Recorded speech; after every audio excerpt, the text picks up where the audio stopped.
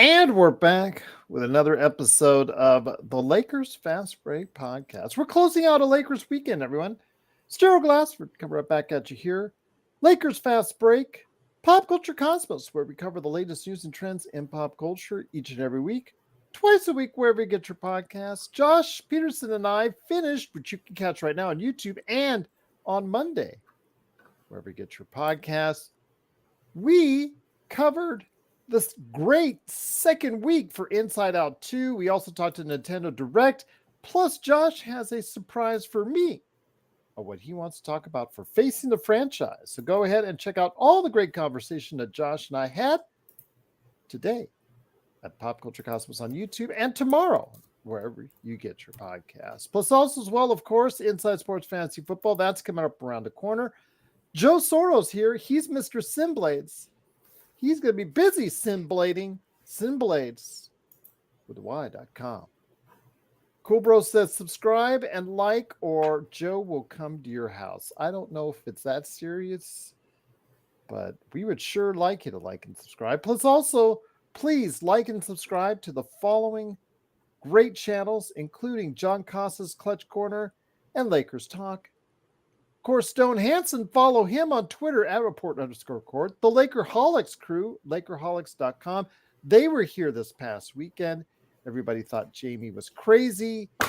I do apologize. He did give a little bit of incorrect information. Yes, Jason Kidd, to answer a comment, was at the time in 2019 the highest paid NBA assistant coach in the league, although that soon was replaced later on the next season. But yes, at the time he was. Also as well, go ahead and check out those guys at Lakerholics.com. Go ahead and also check out our good friends, Lakers in 5. Daniel Berry Sports Highlights. Yo! Also as well, of course, John McCallion channel. And, of course, Empire Jeff TV. They kind of back and forth on Jason Kidd's salary, and someone corrected him in the comments later on. So yes, I'm just clarifying that. So yes, cool bro. He did give out a little misinformation, but he did at 2019 was given the highest at that time for an assistant coach. But it is, of course, the Lakers Fast Break. Truly appreciate you joining us. Please also like and subscribe right here. Thumbs up. Subscribe.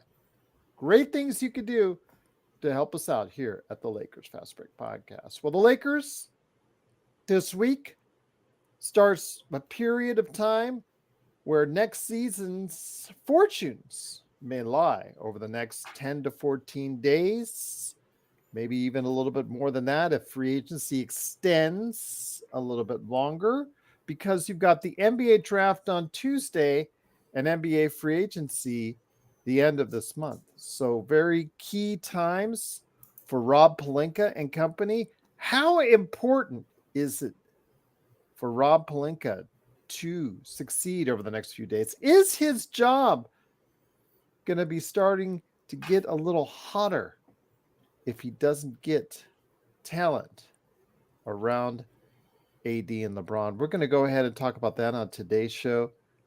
Cool bro, speaking of burn, you got sunburn? Well, got to put on that sunscreen.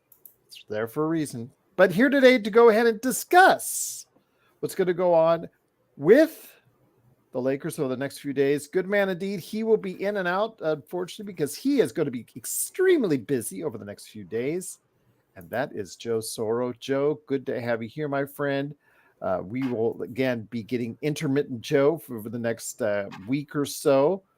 And in doing so, I know you want to get in your good licks now on Rob Pelinka. Your thoughts, how important is it for Rob to hit and hit often and hit well over the next 2 weeks? Let's say 14 to 17 days. I'll even give it to 17 days. He has to hit on everything if they want to win a championship. He misses more on one of these, it's done. He has to go perfect. Whether it's a trade, whether it's the right package in a trade, who he's sending out, who he's bringing in, those are all going to be the deciders, and we still have to wait for the season to finish before we really know, because everything could be done correctly, and then if there's a major injury during the year, then it's sayonara. So that's where they're at. Kind of similar to last year to some degree, but maybe a little worse now because you don't have the, well, we went to the Western Conference Finals to go off of and say, okay, we can better it next year. Well, they didn't. They botched the draft. They botched free agency again. They botched their inability to improve the team during the year. And the coach botched just the overall identity. Didn't feed off that first year and bring something else to the table other than not being able to motivate or position his players in the right places. And that could be a player problem too, which falls on Rob. If guys like Austin Reeves were told and Rui Hachimura were told to play a certain way and they didn't, because they were either confused or didn't have enough reaction time, then it would behoove him to replace that with people who can. And it looks like guys like Brad Stevens and Mr. Presti out in Oklahoma City tend to be, they're good at finding gems for nothing. Why can't the Lakers? I don't want to hear about no Laker tax. That's a myth. That's a fantasy BS line. That's an excuse. A smart NBA GM anywhere will make a trade if they feel it's the right trade for them, Joe. So yes, that Laker tax and all that other stuff, that's a myth. People will make a deal in this league with anybody if they think they're getting a good deal, Joe. We're going to know in a week. We're going to know less than a week. And it's going to, for the positive Nancy's out there, I'd say just hope that there's something coming. Because if it doesn't come, then it's going to be bad for everyone in terms of enthusiasm. And it got worse with the Celtics winning it. It probably wouldn't be as somber if the Celtics hadn't won it. Right now, it's starting to settle in, and it's really irritating me. I don't like the fact that they're back at one more title ahead of the Lakers, and that all happened because of bad management and bad working. And this is just unfortunate that we had to go from having a run here that was close to just botching it, and it's not going away. So we can't get to a position where we can hope for things in a positive way. It's either stagnant or we're still playing craps. We're still playing the roulette. We're still playing roulette, hoping to get a double zero or a zero. That's a hard position to be in every single season. Every team has to improve or try to fix certain things during the offseason. But every year, this team is starting over. And I'm exhausted. And starting over even at the trade deadline a lot of times. I'm just exhausted. I'd like to have some kind of consistency with this roster, knowing that you're going to retain 80% of it so that you can go and continue to play well. But it's tough. It's tough to be enthusiastic about things that aren't going well.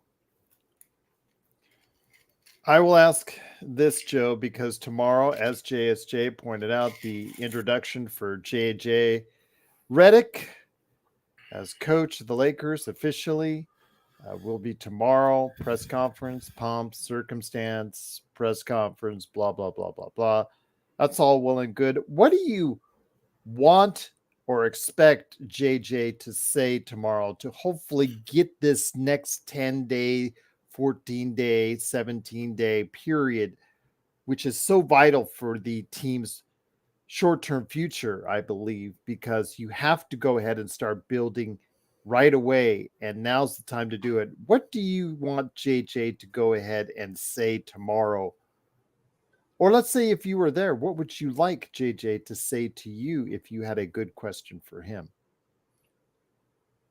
The current roster has some deficiencies, and I would like what are the deficiencies are. They're not physical enough. They're not able to handle obstruction, missed layups. Missed layups seems to be a theme with this team. Maybe it's like that on all teams, but I notice it more with the Lakers. Will you address that? And your main culprit is LeBron James too. Will you address that? Will you work on that? Because we used to we watched footage of Michael Jordan add on 10 pounds in an off season because he was getting beat up by the Pistons back in the day. He made himself better so he could handle the contact. This team is soft. It's mentally soft. Are you going to tell LeBron to hurry back on defense instead of flailing and complaining to the referee? I'd like to know that. I'd really like to know that. Now, that's not a question you can ask in an environment like that because you completely deflate the entire room. But if I was to sit with him, maybe one-on-one, maybe it might be easier for him to answer that question. Because that's the stuff that leaders exhume. When other players who are not as great as LeBron James see that, doesn't matter if they're adults, doesn't matter if they're professionals, what do you think that's going to do mentally? Well, this is our guy. This is our main guy, and he's flailing and he's complaining to the refs while we're out here dying on a 4-on-5 fast break. Are you going to nip that in the butt since you guys are buddies too? Maybe that might be easier for him to do that because you are buddies. I know it's a little easier for me to get on my friends versus some stranger, right? Yep. So are you going to tell LeBron, get your ass up and go run back and stop complaining? You want to complain? Complain after you get back on defense and try and stop whatever's going on. Then you can go complain if you want. But not 4-on-5 over and over and over again. And stop missing layups. What do we got to do for you to stop missing layups? One thing I want him to go ahead and focus on is when those periods of time, like you said, Joe, when he's not hustling back on defense, but also when he just does not look like the LeBron of old, when he starts to look old. There's, as you and I talk about during the course of the year, there are those games, or there's all those period of times in the games. Maybe it's because of too many minutes or too much on the road or too many games in a row, what have you, that he does not look like he can give you what he needs to give you out on the floor. And if that's the case, leaving him out of the floor becomes a detriment to the team. You have to realize as a coach, LeBron isn't always able at 39 to give you what he needs to give you. And are you going, do you have a plan in place? Do you have a substitution pattern in place just in case that happens? Because I'm not asking you to put a set time for LeBron, 28 minutes like Ham did for all of one game.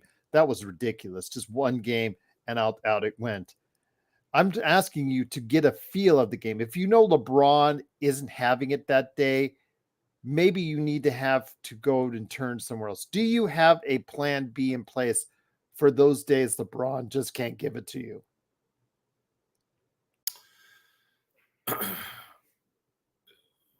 LeBron not being able to do what he used to do is the facts of life. Yeah. That's not what I'm saying. LeBron cannot do what he did before, except maybe in spurts during the year. Well, that's But what I'm saying. I'm not gonna dog on a 39-year-old who's gonna be 40 who And I'm can't. not saying you should, but he should have a plan in place. There is no he's plan, and you can't put that on JJ. He's not a general manager. He's not bringing in the talent. I mean, he can advise, but he's not bringing in the talent. So I'm not going to blame JJ on roster construction, and I'm not going to blame LeBron James for not being able to do what he did before. What you can blame LeBron for is that he's still 6'8". He's still getting to the basket, and I want him to make layups. I want him to stop being soft. Can he in his 22nd season? Probably not, but it's something that I'd like to just say. Stop being soft, get to the basket. You're 6'8", 270. See, this is the thing that's it's important to say. You cannot sit there and say I'm 6'8", 270, and a freight train, and you have Udonis Haslem saying this guy's an unbelievable athlete who can jump out of buildings in one jump and do all these things. Yet every other time you go to the basket, you're missing layups because you can't handle contact. And every time you do get grazed on the head, it looks like somebody shot you with a 12 gauge. So that would be like Andre the Giant walking into a ring and then falling when Rey Mysterio Jr. Drop kicks him. So just in case those who don't know Rey Mysterio Jr., Rey Mysterio Jr. I believe is like 5'6", like $140. At best. At best. So at best. Everyone knows who Andre the Giant is. You get my drift there. Key is, this is something that is in every subject in life, and at least for me, that I noticed. Ray Joe, we're not hating. I know you're Bron. I'm not gonna answer that. If your interpretation is hating, then you're not getting it. We're giving you LeBron needs to stop complaining after a non-call. That has nothing to do with age, has nothing to do with his legs, has nothing to do with his ethnicity, nothing. That's a decision. Okay, he doesn't have Alzheimer's. He's a coherent person. Stop complaining and leaving your guys in the lurch. Stop saying hating. It's a stupid comment when we're trying to tell a guy to stop leaving his teammates behind because he didn't get a call. Wake up. Pay attention. Now, LeBron James is not going to give you what he used to give you. It's impossible. How you can help that is you can help that by giving him someone who can spell him for 20 minutes a game. We talked about this all year last year. What was the benefit, hopefully, with Spencer Dinwiddie? Can he supplant some minutes for LeBron James? The answer was no. Could Rui a little bit do that? The answer is no. Could D'Angelo Russell take ball handling duties away from LeBron James in key moments? No. Therefore, the construction of the offense, the construction of this roster was inadequate. There, you cannot blame LeBron James. Just can't. It's not realistic. So, Rob is going to have to bring in talent that can help LeBron and AD not pressured into playing every minute. Even those times that they sat all year, there was a pressure. There was a pressure from fans. There was a pressure from the game, the people in the crowd. You're like, oh, when are they going to bring AD back in? Oh, can they bring him? Can you bring him back in here? Like, it's always like that, and that has to stop. Otherwise, they're not going to have enough to finish the season. Can Rob add a couple players on this roster that can do that? If they do, they have a very good chance, barring any injury. But then again, we did say some things last year that happened, and we still stunk. So I don't really know an answer. I'm just trying to be positive as best I can. And as far as him making the All-NBA team, it's because he qualified for 65 games. Do you really think he would have been able to? There were several players that probably had better seasons or would have had better seasons had they played over 65. I'm just off the top of my head, Embiid. I said Booker, but that's incorrect because he actually was on the All-NBA team along with LeBron on that team. But Joel Embiid, come on. Do you think Joel Embiid would have been able to get on those all three teams had he played 65 games? Just to start off right there. There were others as well. He had a good season. For 39 years old, he probably had a great season for a 39. The best season ever. Not just for a 39-year-old. For a 39-year-old player, he probably had the best season or one of the best seasons ever. No, he's had the greatest season for a 39-year-old. I don't know if Yeah, anybody. Yeah. So LeBron James was with 25, 7, and what was it? An 8. I think he had 8 assists a game. He also shot 54% from the field and 41% from 3. This was one of his best seasons at 39. And 71 games, and a lot of those games, they just sat him. He wasn't really injured. LeBron could have played another 6 or 7 games. He could have played another 6 or 7 games. He wasn't injured in those games. That's fine. That's great. I'm happy that it worked out. And as far as being a third team, hey, I think he earned it. Problem is, this is about winning championships, not about stats. I mean, he might have earned it, but again, there were other players that probably would have been voted ahead of him had they completed the 65. Well, it's because you're comparing it to old LeBron, probably. It's I call it the GF3 mentality. GF3 is Godfather 3. We, as fans of the franchise, I've had this discussion many a times. Godfather 3 keeps being, just by this innate natural instincts, you're gonna compare that to the other two, which are arguably the 2 greatest films ever made. You cannot look at it that way. You have to look at it as its own film. That film was nominated for 7 Academy Awards. Didn't win any, but GF3 is great, but it's not great because you keep comparing it to 1 and 2. So it's the same thing with LeBron James. 25, 8, and 7, shooting 54% from the field and 41% from 3. That's a hell of a freaking season. I bet you if, let's say, if Ja Morant had played a full season and had those numbers, tell me that guy wouldn't have been at least a second-team All-NBA. Because, he's younger, right? And they want to, it would catch them. Think about it. 54% from the field, 41% from 3, 25, 8, and 7. He might have even made a first team. So, it's irrelevant to the discussion, really, at this point. We're going to find out a little bit of J.J. Redick's mentality, besides him being in a booth arguing with guys like Stephen A. Smith. I'm going to expect him to say some really good things tomorrow because he doesn't sound like a cliche machine like the other buffoon did. And then we're going to have to see his performance, but we're going to have to wait till, October? Yep, because he's not coaching in Summer League, people. And also, he needs an advancement on that roster. Otherwise, he will last 2 years like his predecessors. JSJ and others have been throwing out Stan Van Gundy, Scott Brooks, Dave Yorger, Rajon Rondo. Rajon Rondo, to me, seems like he's the most gettable assistant coach. I don't know if they're going to go the same route that they did before, as we talked about with what Jamie got incorrect in that Jason Kidd back in 2019, when Vogel was hired, he was made the highest paid assistant head coach. I don't know if they're going to go that route again. Stan Van Gundy hates the Lakers. I seriously doubt he'll ever come near LA. Rondo, there's been some discussion, but I haven't heard anything really about that. I think it's just hearsay, just somebody pulling out his name just to make, clicks. Yeager, didn't hear that. Scotty Brooks, I heard today.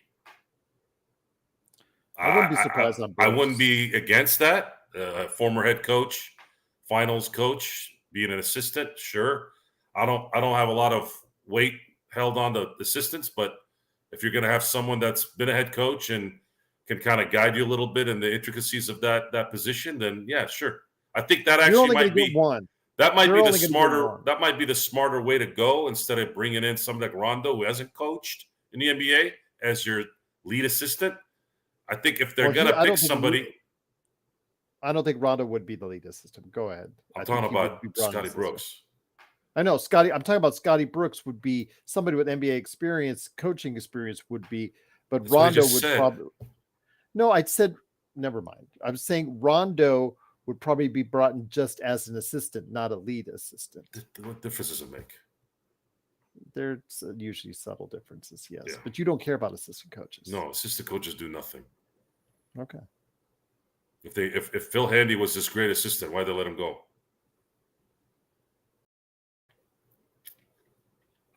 Player development didn't actually develop good enough players. Explain to me what player development is in the NBA. Who develops in the NBA really like that because of an assistant? Well, Detroit just got a hire away from New Orleans because of his that even I guess Luka says a lot of good things about because of his development with shots, shot technique, shot improvement, and that he has a record of players that actually have improved their shot in the NBA. So if let's say Phil Handy helped these guys shoot really well this year, which would make sense, wouldn't it? Because they shot really well this year. Mm-hmm. So what did it do in the end? Obviously not well enough because they just didn't have the talent around those three that did shoot well. No. Phil Handy doesn't make adjustments at halftime. He doesn't make adjustments at the 8:39 mark after a team goes 13-0 on a run. Phil Handy doesn't motivate a team on January 13th on the back end of a back-to-back in Cleveland. Those things are what separate the greats, the really good or the greats. And there was only really one team that was able to do all that this year. You all know who it is. Some say that I'm kissing their ass because they're forgetting the fact that we're trying to support our team to do the same thing, whether they're Boston, whether they're Indianapolis, or whether they're some Barcelona FC team. It doesn't matter. This is what the Lakers need to win. They need to be focused. And instead, you had a jackass coach who's telling fans we sleep too hard on each game. And you wonder why he sucked ass.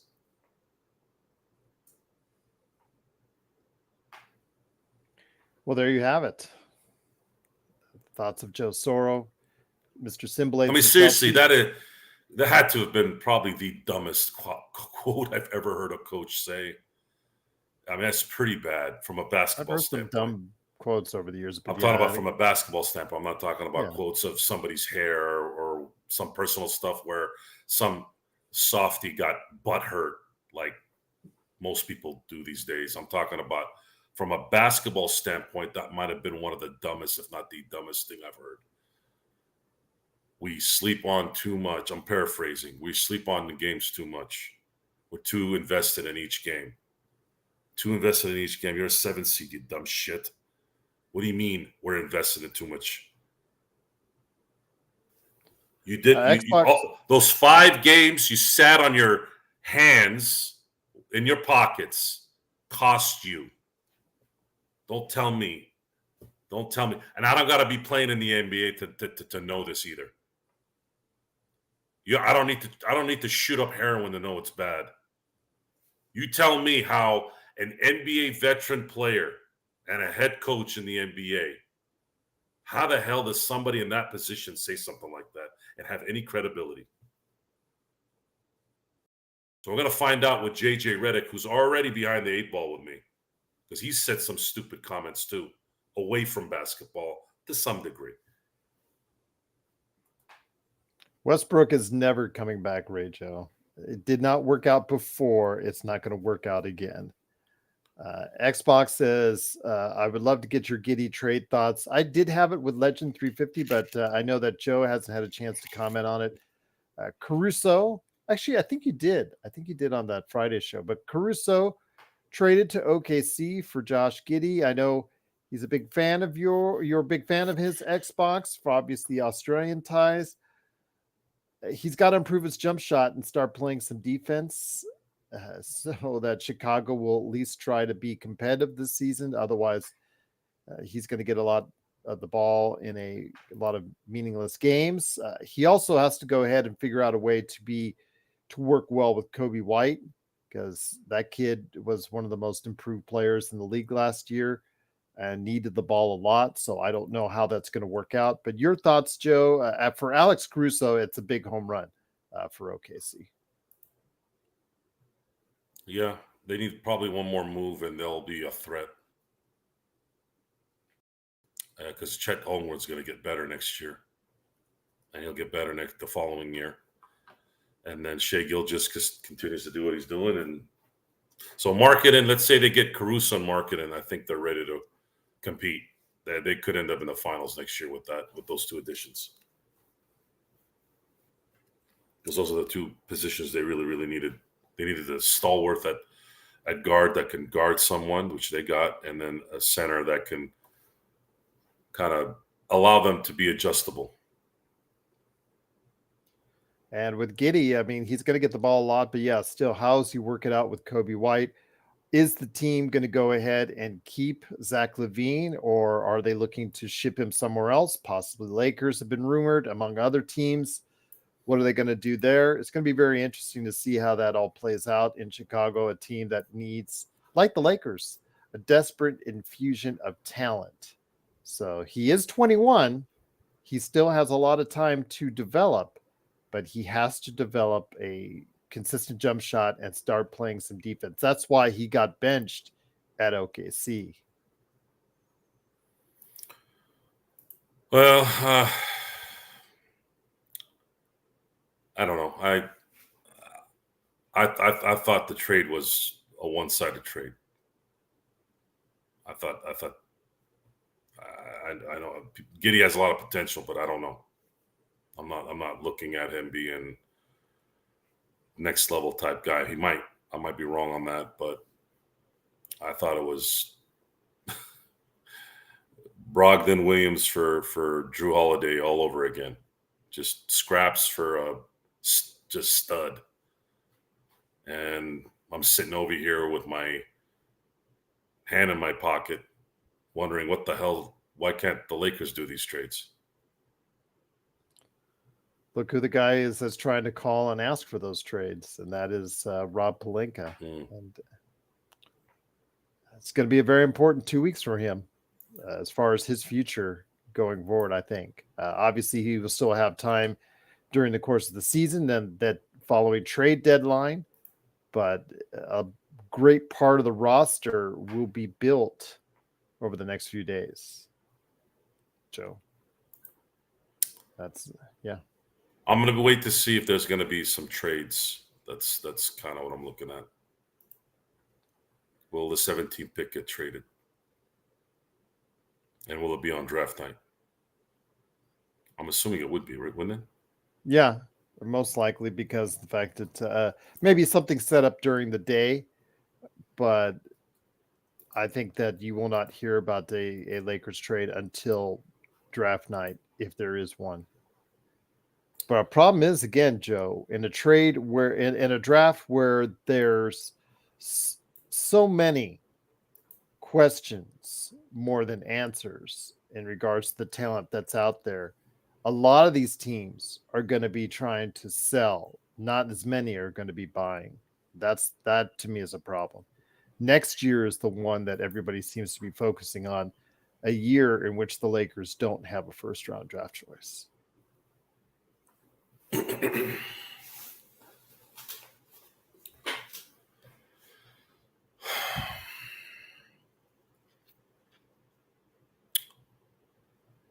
If there's not a lot of value in 17, then will there be value in those other two picks? How do you know? Those picks aren't for what, 6 years, 5 years, and 7 years? Mm-hmm. Why would you trade that pick if you're the Lakers? Why would anybody want those picks? And we've talked about the depth. If you get rid of guys that are on the roster right now, yeah, they're not the best, but there's still decent players like Rui and Austin and D'Angelo. Should he re-sign? What are you trading for?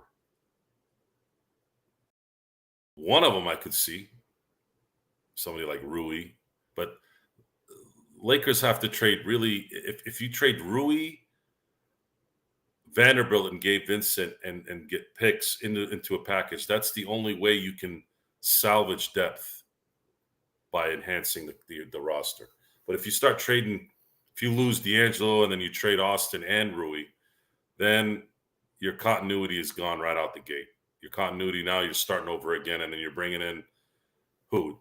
Trae Young, DeJounte Murray.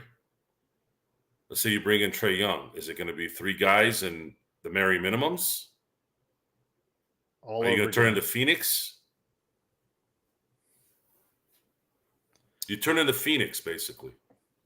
So you're going to have to trade something, obviously, but you're going to have to bring back talent without losing too much.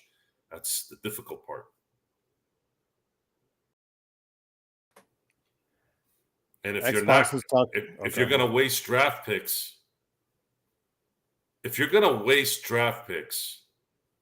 on a fairy tale, then you're not concerned about winning. That's what's going to happen in the next 5 days. We're going to find that out.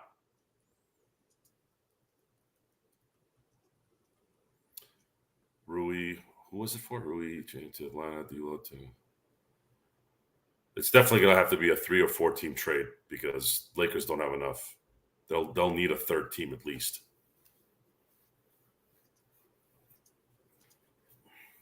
And Bronny is not being picked at 17.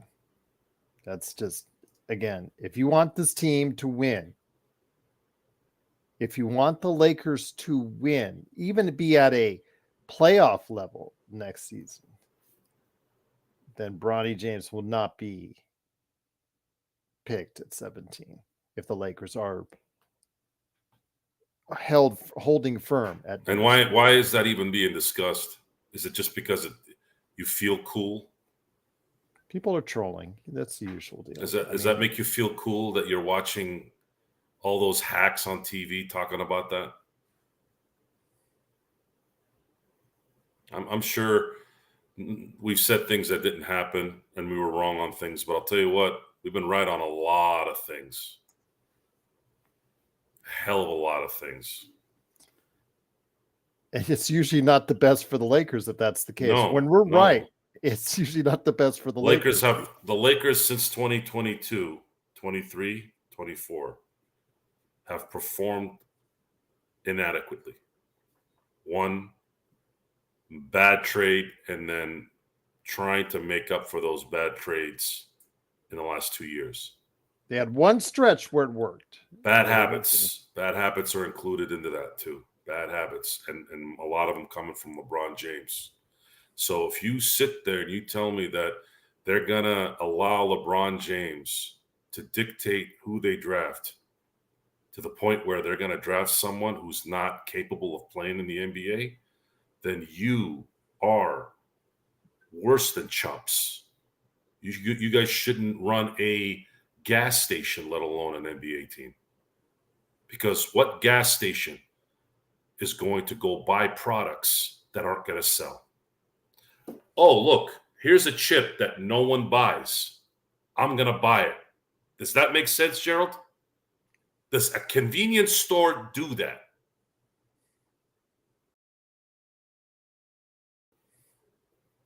No, doesn't make sense. No. So what are you drafting them for? The first night where they're skipping along on the court? What happens after that? The novelty wears off. Now you have someone who can't play. Now what? In a position that you have no room for error. You are talent deficient. You cannot waste any opportunity to get talent.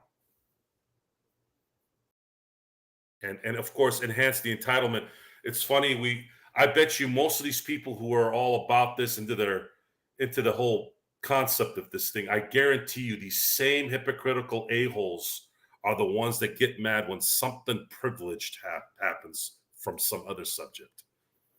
How is this not as privileged as it gets to manipulate a draft into bringing in something that's not going to help you win. How much more privilege can that be? So not only do we have the 17 and 55 picks, or if we don't trade them, something to do on Wednesday and Thursday. Don't forget also as well, Tuesday. Alan, it's not a stretch. This team isn't that bright. So to sit there and go, I told you so. That's like saying that the town idiot got into a car crash. See, I told you. Of course he was going to get in that crash. The guy's a drunk. So don't get all up in your knowledge meter and think that you got some next level intuition. Come on. We call people out on here. We call people out, even our own. We call out everyone, even our own, to the point where they're not here anymore. Because the truth cannot be denied, folks. And I'm not going to live in a lie. The only people I lie to are the telemarketers that call me. That's it. I don't lie to anybody else. Hi. Yeah, I got insurance. Yeah, I don't want to. I got good prices. Bye. There, that's it. That's the only people I lie to. So I mean, it's been to the detriment, I think, of our show a little, being this abrupt. And I get it. Is Trae Young going to be a Laker? And you see the headline and you're like, yes, I want that. But it's not real, folks. You guys see it every day. All these jackasses on Instagram and Facebook with the filters. Guys, it's fake. It's fake. I can't explain how hilarious of a difference. I'm in the business of meeting people every day. I get a lot of messages on social media to go and do estimates. I look at their profile. I'm like, oh, okay. I get there and they look nothing like their profile. Nothing. I'm like, is that the same person?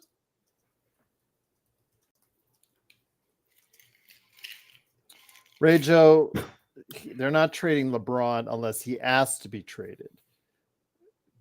He has full control of this situation going on. If I got to tell the story again, please, people. Why don't you tell us another story that he's going to Phoenix? That's my favorite one. Or Kevin Durant is going to demand a trade to the Lakers. I want to hear those again, please. Seriously. If he wants to be traded, or LeBron's going to Philly. LeBron going to Philly with that media market, with those fans. Yeah, sure. Now, he could go, Joe, because of money. But that's all the reason why he would be going, is because he can get a similar deal to what he can get in LA. But I don't think it's going to put them over the top as well compared to Boston. Because in Philadelphia's case, they'd be spending everything on LeBron and not having, again, much else to build a team. I would trade LeBron to Cleveland for Donovan Mitchell. Well, there you go. We'll find out about Donovan Mitchell here in just a few days. If Cleveland called and said LeBron for Donovan Mitchell, I'd be saying, yeah, I'll do that. We'll find out, though, Joe, because he probably has already been offered a contract. He has not accepted it as of yet. We don't. We'll see. If he doesn't accept the extension contract, Joe, he'll be a free agent in a year.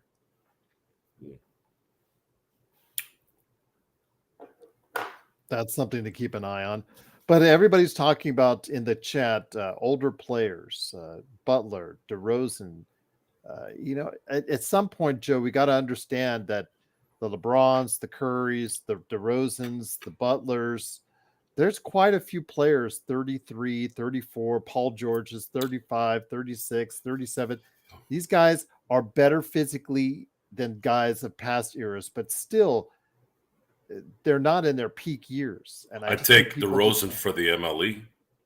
yeah, that's for the MLE is fine. And if we couldn't get DeRozan, I and the Lakers were able to make a trade that made sense and that gave them a good setup, I wouldn't mind having Clay as a MLE as well. Use him in spurts, have him come off the bench. Look what happened. Remember the game he came off the bench? I can't remember if it was in February, sometime in February this last year, and he killed Who's it. that? Klay Thompson. Oh yeah, well yeah, he started coming. So if Clay, I think somebody's going to offer him like a 2-year, $20 million per at least. I think. Well, but then again, you also had his last game against Sacramento Kings, Joe, was 0 for 10. Right. So that's why you got to use kid gloves with him. You gotta let him come off the bench, play him in spurts, play him in the right situation where he doesn't have to use too much skill physically. You make sure he's the spot up guy. And Thompson and DeRozan are not the defenders that they once were, or in the case of Thompson, you're getting Clay as a sniper. You're getting Clay like Dale Ellis, like Del or Curry. DeRozan as a scorer. Just simply a scorer. Yeah. DeRozan is a scorer. You need that. You need someone like DeRozan. If you were to get him for the mid-level exception, you get him so that when LeBron sits, you have someone that can score in those 8 minutes, 6 minutes, 5 minutes he's sitting in the first half. And then in the second half, hopefully he can cover some ground there before the end of the game. There's a lot of little things that have to happen. It's not the Lakers' choice, unfortunately, here. Who's going to pay these guys more than the mid-level exception? Are they going to take it? Are they going to want to come play in LA? I don't know. I don't know. I really don't know that answer. But if you can get someone like a DeRozan or a Clay for the mid-level exception, I think that is a positive, but they have to be used the right way. And I think DeRozan, even though he's not a three-point shooter, I think his scoring ability is enough for the Lakers to at least you're not worried about if something happens in game 1, game 2, game 3 in the playoffs, you can see a possibility of DeRozan making something happen. Oh my God, that's like the second comment on that as far as Bronny James being the next Drew Holiday. Oh, please stop. Please stop. Please just stop. My gosh. Guys, he scored 5 points in college. 5. Count it. 5. 5 points in college he averaged. He's 6'1". He shoots 28% from the college three-point line as of now. This is going to take years before he becomes a competent level NBA player. You guys are calling him Drew Holiday, one of the best defenders of the past 10 years. Come on. By the way, Drew Holiday is bigger than Bronny James. Guys, these people just want to see, Joe, what they want to see. It's mind-boggling sometimes. It's an epidemic. People want to see what they want to see. Even when they know it's filtered, even though it's just not real, but they want to believe it's real. That's a lot of our problems in society now is we want to believe things. And we've allowed people to think that way, and now it's continuing to compound itself. He's probably going to be picked up at 55 by the Lakers. I'm just set myself to that, whether I like it or not. To me, he's not the 55 best. And understand, folks, if the Lakers do that, it is 100% confirmation that the Lakers are not interested in winning a championship. So you're going to sit there watching this trash for no reason. Just know that. I want you guys to really scar that into your brains. Understand, if that happens, they are telling you they are not in any way thinking of winning a championship. even after what's just happened, even after the Boston Celtics just put up another championship. Know that. That's real. Douglas That's what you're getting. You go and you get this genius. I heard the word genius. I heard it from Austin Reeves in a quote. Was that real? Yes, that was real.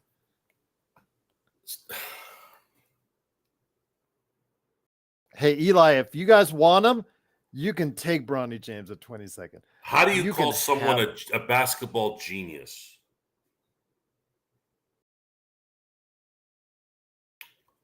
Who's never coached, who was a okay player, and insulted the Bill Russell, Jerry West, Will Chamberlain era, and then made a detailed argument on why LeBron is better than Michael Jordan.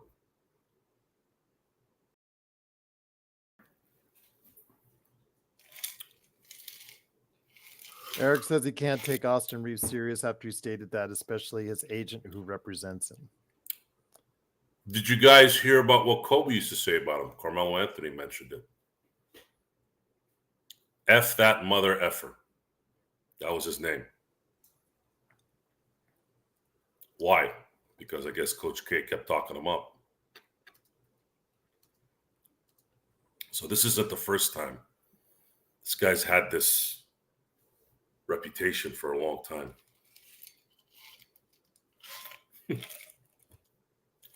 We're going to see. But I'll tell you what, you hired this genius, and then you're going to go get him a butter knife? You're going to go get J.J. Redick, this genius, a butter knife to storm the beach. What's the butter knife going to do for you, Gerald, when everyone's got bayonets? Not a whole heck of a lot. No. You still need talent in the NBA. There is no great coach.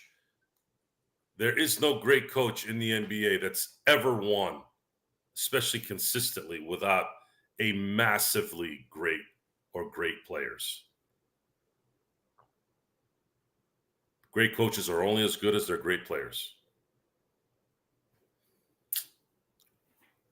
So, genius. Part of the control that LeBron has. I'm sure LeBron is very pleased with the signing of J.J. Redick, and then of course with what's upcoming, Joe, in the next few days. After we get out of the draft, it's going to come to the point where the decisions are made between D'Lo, LeBron, whether or not they opt in or opt out of their final year of their contracts, and then what do they have in store for them after that. With LeBron, it seems pretty clear cut to us that he's probably going to go ahead and opt out, and most likely going to take a 3-year, most likely a 2+1 for what, Eric, I think you quoted the other day as his max is 164. That would not be surprising to me at this point. I don't think it's a great move. In fact, my co-host Josh earlier today, and something you would have liked as far as that's concerned, talked about Kobe Bryant out of the blue, because we were talking about the collectibles market. And he said, how did that final contract impact the Lakers as an organization, not just on the court, but off? And I said it did have its ramifications on and off the court, but off the court, Kobe is making back that money. The $164 million, as far as a financial decision off the court, it's not the problem. It's the on the court. How does it affect your salary cap? That's what concerns me the most. How do you continue to build a team when you have a guy going beyond the year of 40 years of age being paid all that much? That's what concerns me. It doesn't matter how great he is. Father Time always wins out. So you will get declining or diminishing returns. Yes, he may not play at an all-star level. He'll be at a very good level by the end of that contract, but still, Joe, I have my concerns if the Lakers commit to that many years and that many dollars to LeBron James going forward, which is most likely, I think, going to happen. Well, comparing the Kobe situation and now is apples and oranges. At that time, the Lakers were the worst. They were falling off a cliff. And you have to how pay. is it apples and oranges? Because the Lakers Because could very well you need go to the win same direction. This team is supposed to compete for championships. The 15 and 16 teams were not competing. Everyone knew they were tanking. They had to tank to get picks at that point.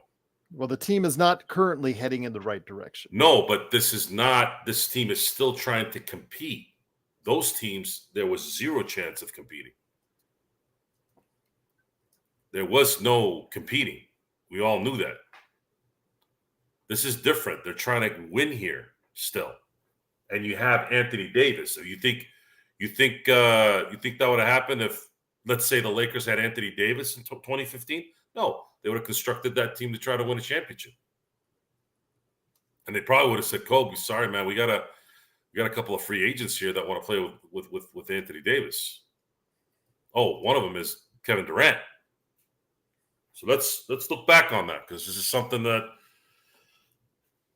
I was kind of waiting to hear again, so that I can give it an example and make you understand the differences. Okay, let's put ourselves in that. I mean, Durant came in the summer of 16, right? So it wouldn't have mattered. Kobe retired. But what happened in 15 and 16? Who were the Lakers? What were the Lakers doing in 15 and 16? Well, obviously, they didn't have a direction that was getting them anywhere near a title. And what does the NBA collective bargaining agreement say that they have to pay players per year? Up to 90% of the cap, correct? Or is that in the NFL only? There is a minimum. There's a floor. Just like there's a ceiling, there's a floor. So it's like 85 to 90%. Is that how it is in the NBA? I haven't looked at the new CBA. I believe in that range. Yes. Okay. I think it's not 80. I think it's above 80. So what are they going to do? Are they going to go find two people that are going to get paid $15 million at that point to compete for a championship? Could you say that final year was just like the Kobe Appreciation Tour, as it's been often called? The Kobe Appreciation Tour started the moment he tore his Achilles. Okay. Yeah. All right. They were stuck in no man's land at that point. Well, that's the thing I don't want. You've just said it yourself. They got stuck in no man's land. That's what I'm afraid. And the way with LeBron sizes contract, right? That's why I'm afraid, Joe. You'll forgive me if the Lakers commit 3 years, $164 million to LeBron James. Will they be stuck in no man's land? Yes, especially if they don't enhance the roster. Especially if they draft his son. You see my concerns. The concern is already there. It's there right now. And we're going to know the concern in a week could be catastrophic.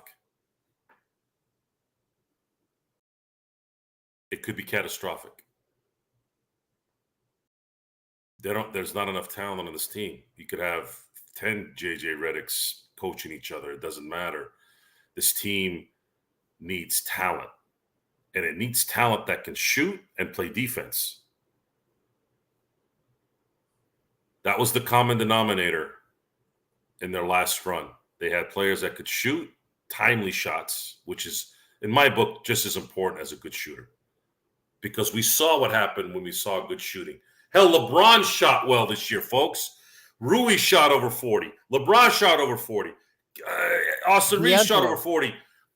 D'Angelo shot over 40 and broke records. Austin showed only 36, but D'Angelo. Oh, I'm sorry. Yeah, that's true. But he shot well the last 4 months. He was terrible the first 2 months, right? Yeah. So now what? Could contribute to FIBA. Good shooters, right? Taurean Prince was Mr. 40% guy, right? He's 38, I think. He finished 38. When we came into the season, 40% guy, right? But anyways, Yeah. point He is, guaranteed a the 40%. Lakers were successful when they had guys that could clamp down and make timely shots, and that's just what it is. That's what this game is about. Can you make timely shots? And can you D up? Because you saw in the finals, Luka looked like mashed potatoes, and Kyrie looked like gravy. Just there. I honestly forgot he was playing half the time. Says that there are no concerns, Joe. So I'll let you go ahead and say, my apologies for interrupting. Rachel says there are no concerns. We shouldn't be concerned. We've got a championship on the way in Rachel's eyes. Done deal. What do you base that? Excuse me. What do you base that off of? What do you mean there's a championship coming? Says there are no concerns. By the way, you're right about the WNBA, and that's another truth that hurts right now. They're estimated to lose $50 million. No one cares about the WNBA, it seems, still, even with all this marketing. Nope, the Lakers are making money and a profit. It's not about winning, Rajo says. Profit, huh?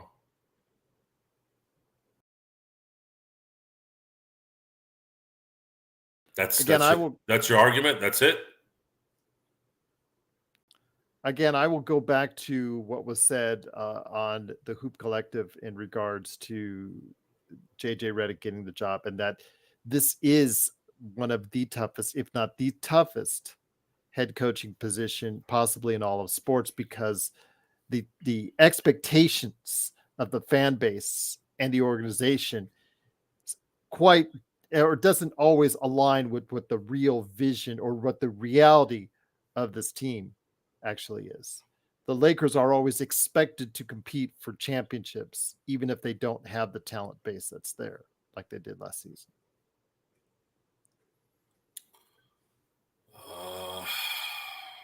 I made myself believe last season, off season, that they had a talented enough roster to compete for a championship. And I first one to admit, I was not even close to being right on that one. We or anybody else out there who thought that. Well, we gave Rob praise that he did everything he could. Mm-hmm. He paid everyone. Show me what you got now, folks. I paid you all. Paid Austin. Paid Rui. Gave D'Angelo money after last year. Extended AD. Now what? Well, the problem is it wasn't a good team. Sometimes we fall into that false sense of security and we want to be positive, but that's why the ferociousness gets up to a higher level when we start dropping the knowledge and the truth, is because a lot of it is irritation when you finally soften up into that positiveness and then you get slapped in the face. But it's draining. It's draining on discussion every day being too real, I guess. You're not going to tell the truth all day, right? You're not going to tell someone that they're overweight, that their hair looks like crap. You're never going to do that because it's rude, right? Even though it's true. But what we did see last year, what Jay said, is Darvin Ham's coaching got worse. Because it's just he doesn't know what he's doing. And he never really did know what he was doing. Ray, I think it's time for you to go home, dude. I was just going to tell the mods not to ban him. Because don't. No. Don't ban him, guys. He's not. Him. No. Don't time him out. No. It's funny. I enjoy it. I think it's funny. Yeah. Don't ban him. No, we don't do that. Don't do that. Jeff Bezos buying or Elon Musk buying the Lakers next year. Elon Musk is trying to put human beings on another planet. You think he gives two craps about the Lakers? That stuff is beneath him and what he does. And then Magic Johnson, I thought it was funny. He had his usual Captain Obvious quotes. I'm mad that the Celtics have one more title than the Lakers. And someone wrote, well, it's your fault that happened.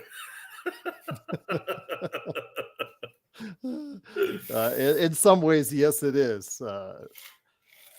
Because of the draft choices, because of the trades. 20.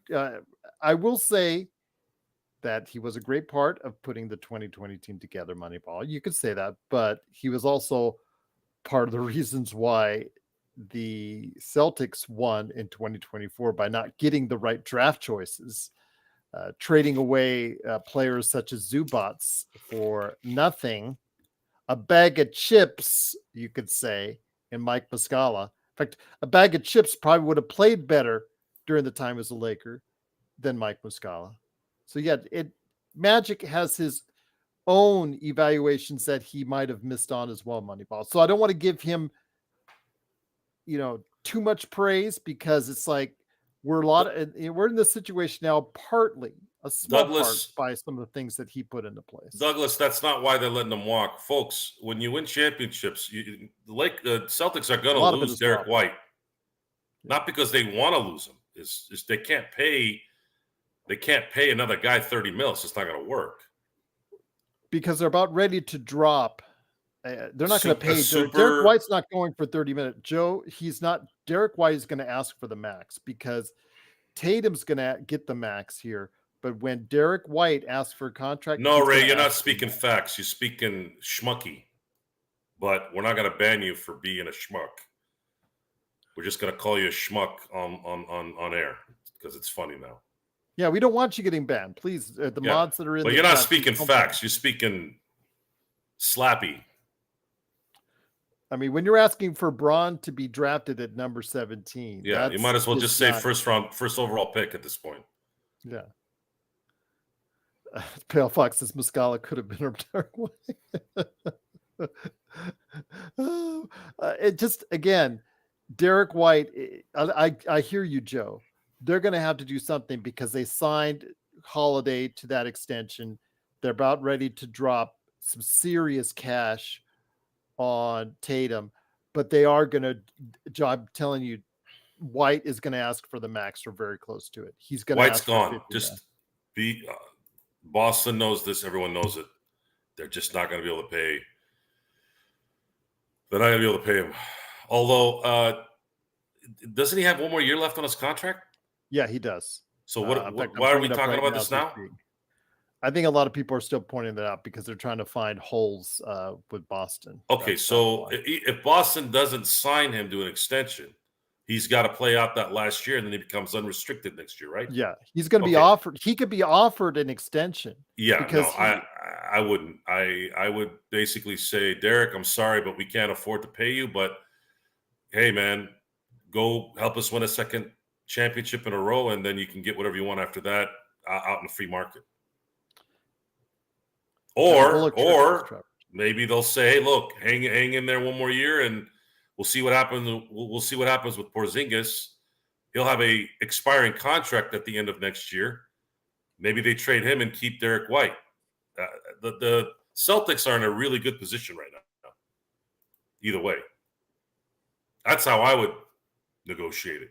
So do you think they're going to be preparing themselves to pay, like, for instance, this past, about a week ago, they got the tax payments out. I mentioned it on the air. I think Golden State paid $180 some odd million in taxes, I think was the number, the final number, something like that. It's on Bobby Marks's Twitter for everybody out there.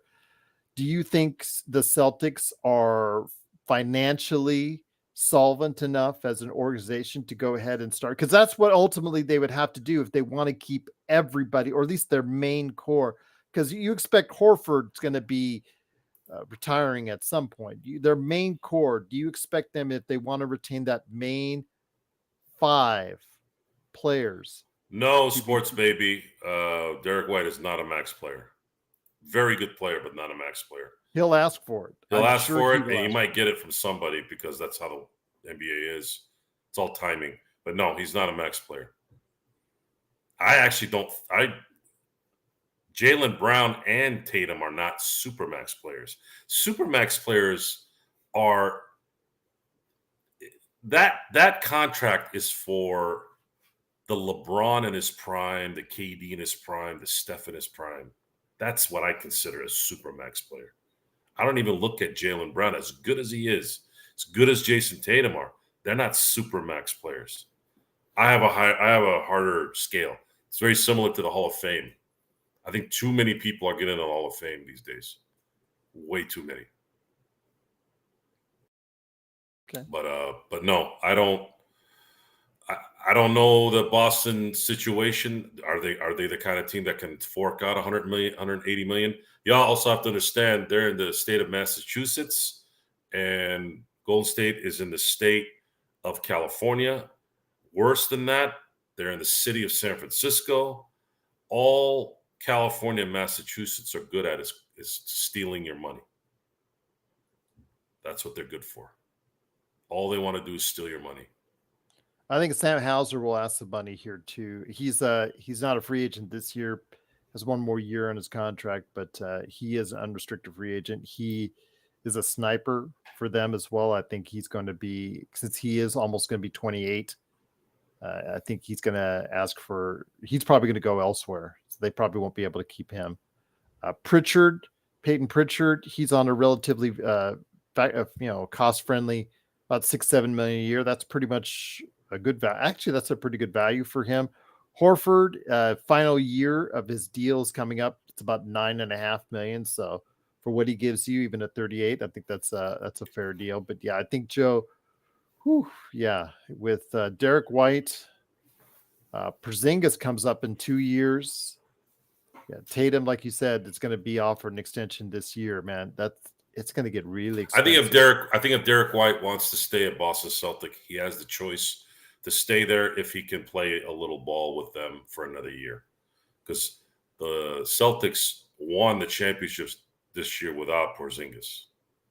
Really. Question though is he is approaching 30 years old. So this Derek White? Whatever contract, Derek White. That's surprising when I looked at it. I thought it was younger, but so he will be looking at his next contract as his last major contract of his career. Yeah, I mean, 30 years old for a guy, that's still prime time.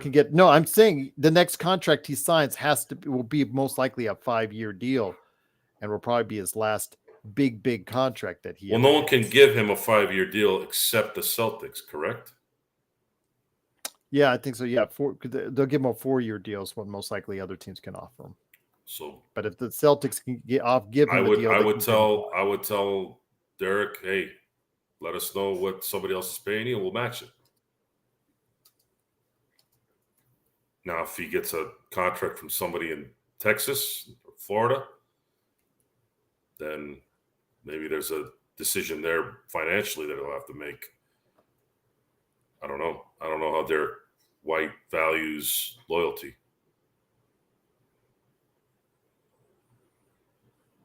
But at the same time, folks, I'm not expecting a back-to-back title run because it's very hard these days. We saw what happened to Denver. We saw what happened to the Golden State Warriors in 22. We saw what happened to Milwaukee. We saw what happened to the Lakers. It's not likely they're going to repeat. They have a better chance to repeat than the last few teams I mentioned, but it's going to be very, very difficult. Because I think he's going to ask. I think White is going to ask for a lot.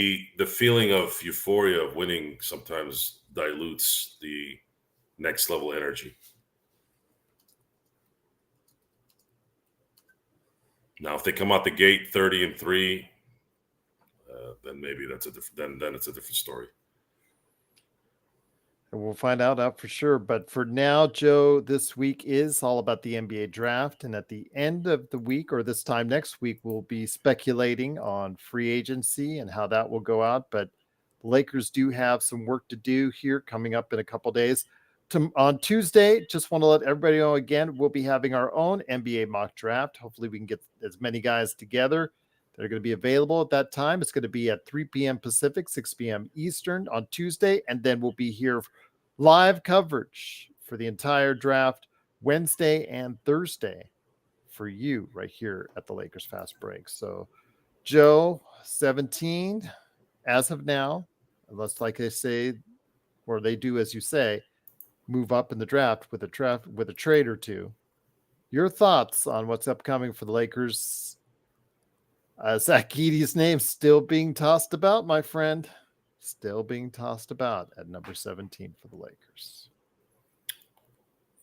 It makes sense. It's a weak draft. Maybe Zach Edey becomes the next Jokic. I don't know. I believe it would be a not good pick, but maybe he uses it as motivation. I don't know. I never thought in my lifetime I'd ever see a second round pick win 3 MVPs. A second round big to boot. A second round big who was fat and slow.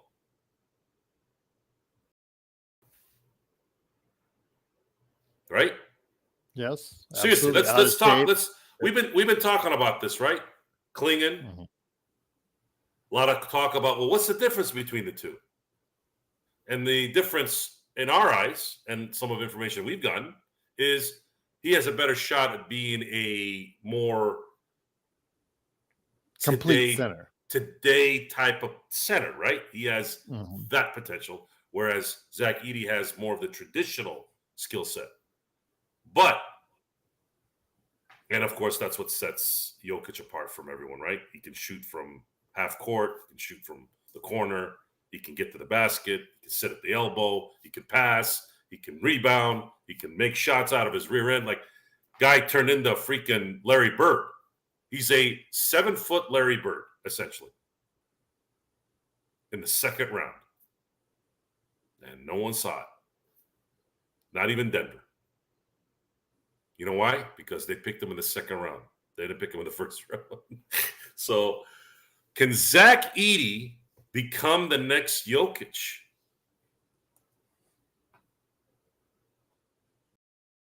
I tell you what, if JJ Redick goes, let's say they're at 16, let's say 16 is ready to pick, and they're talking, well, if he doesn't get picked at 16, give me Zach Edey, I'll turn him into Jokic.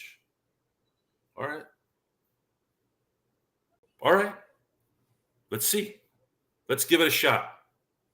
There are worse things to draft at 17 in a weak draft than a 2-time Naismith Player of the Year. Could be Bronny James. No, it's not.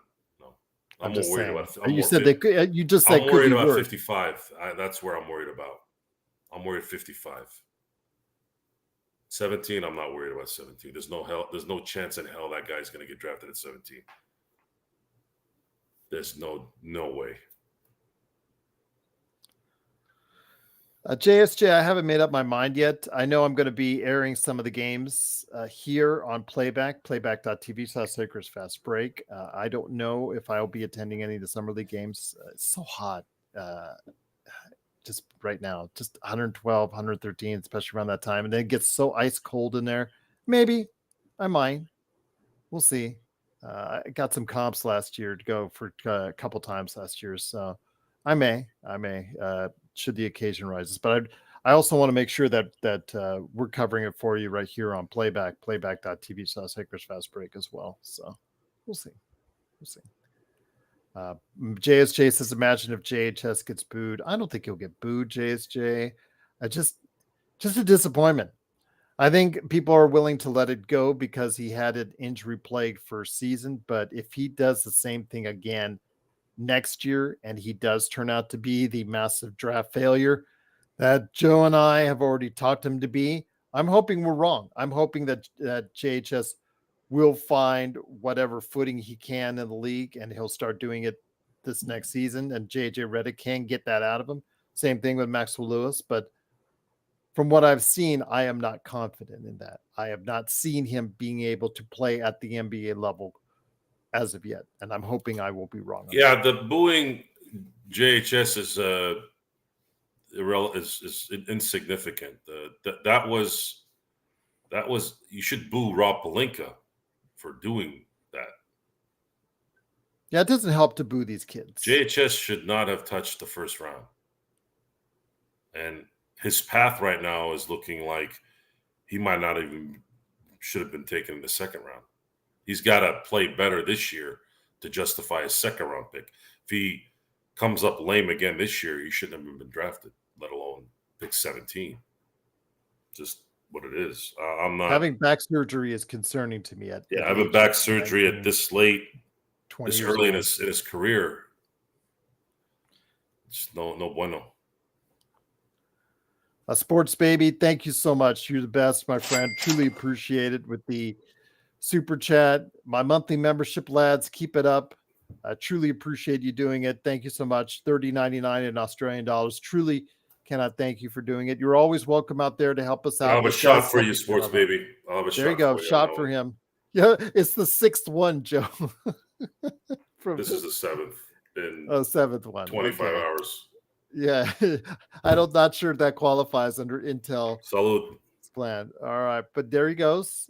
For you, Sports Baby, absolutely cannot thank you enough. Especially back to that you are a Lakers fan, but also an Indiana Pacers fan, and Indiana has 3 second-round draft choices in the draft, which is I said before would be interesting because of Bronny James. So, Sports Baby, let me know.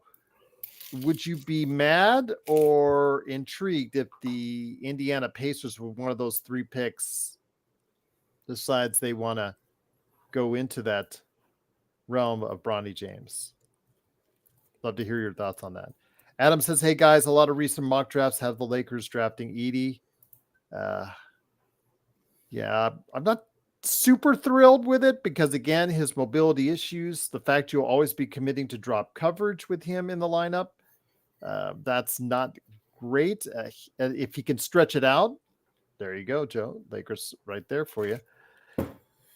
If he could be able to stretch it out to the 3, maybe I'll feel a little bit better about that. But yes, you are committing to a certain style of game plan when he's in the game. That's pretty much what you're going to do. So if you draft him, somebody of that size and that lack of mobility, because he cannot guard on the perimeter, which is his problem. So that's what I have concerned. We saw a 7'3" player being able to play effectively because he could stretch the ball out to 3 this year, Joe, and can still protect the rim. And if Edey can do that, then I think we're good. But I don't know, Joe.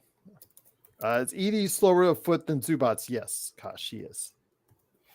Zubats has lost a lot of weight, and he is. If you saw Zubats, he kept the Clippers in that series this season against Dallas. He played really well against Dallas. I would say if I'm Zach Edey, I hope that the Lakers don't draft me. That's the worst place to be to develop. He's got to go. He's got to go to one of 2 places. One, somewhere where there's absolutely no pressure, and he can play behind another center that's already solidified, or just like a place like Charlotte, where he's just going to get a ton of minutes. And just get a ton of minutes and just really, really play your butt off. You fail. You succeed. You succeed. You're not gonna. Let's say he goes to. Let's say Washington picks him at 26. That could be the perfect situation for him. Yeah. He's going to get a ton of minutes. You don't want to go to New York. You don't want to go to Milwaukee. Definitely don't want to go to Phoenix. New Orleans, Cleveland, You want to go to Toronto? Sure, at 19, but I think that's a little too high. I'd say ideally his perfect spot, late first is I think where he belongs. And I think Washington would be his best spot. And then if not Washington, Utah at 29. Okay. I think Utah would be a nice place for him.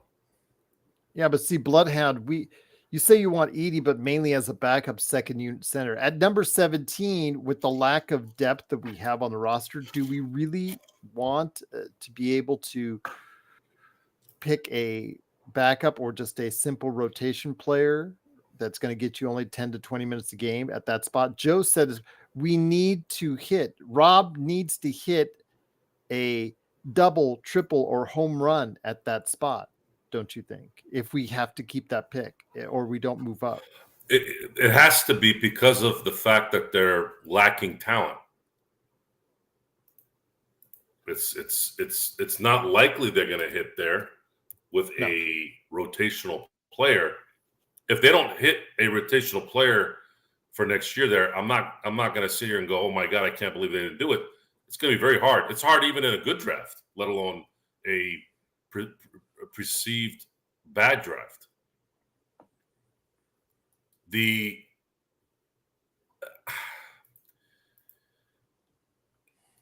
still think Terrence Shannon we have Jr. We have to see how JJ Redick is a genius. We just have to see it. What's this genius thing? Why would you say that? Could the Lakers benefit getting someone like Devin Carter or Ron Holland? But those guys are probably not going to drop the 17. No, unless there's a Cam Whitmore. Somebody's talking, which is funny too, because we're talking about two players that we've been discussing the last recently. I think just now with Derek White. Devin Carter is considered like a Derek White. That's his comp. And then Ron Holland is considered a Cam Whitmore comp. I want to say, Joe, that I think Terrence Shannon Jr., now that his conviction, or excuse me, his case has been acquitted. He's been found not guilty, acquitted of all charges. I think that moves him up in the draft. He is someone I think the Lakers might consider. Yes, I know it's the Big Ten relation to Rob Pelinka. I get that, but he was somebody that until this court case happens, he was thought of in a lot higher context. He was thought of as a lottery pick. A lot of mocks say that Zach's going to the Lakers. And you want to hear what one of his comps are too, G? Sure. Valanciunas, who's a free agent this year. Yep. So that's solid. If that's the case in Zach Edey. I think that's more of an interesting conversation, honestly, than anything we've been discussing. Can a two-time NCAA big trump the doubters? Can he bring back a traditional big culture? Probably not, right? The game is just not that way. He is Canadian. He is Canadian. Does he go to Toronto at 19? Do they bring him there? That's another place that there wouldn't be a lot of pressure, right? Yep. See, the problem is you're so deficient in talent. You essentially draft Zach for the future. Maybe. What if he develops in 4 years? Jokic wasn't even that good until like year 3, right? And he's an MVP. So you're not getting Zach to win you championships this year. And if you're committing to Zach, you're committing to a certain style, Joe. He's not going to be able to stretch the floor out right away. He may definitely at some not going to point happen. In time. Yeah, he may at some point. Yeah, you're drafting now.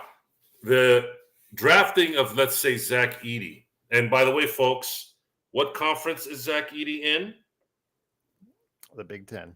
And who likes Big Ten players? Rob Pelinka. So this is not out of the realm that this might happen. Or Terrence Shannon. I think people need to keep that in mind as well. Yeah, but I think Khalil Ware, I think also would be a good. Eric mentioned Khalil Ware. I think. Yeah, if Zach is there, don't be surprised that the Lakers pick him. That's definitely an option.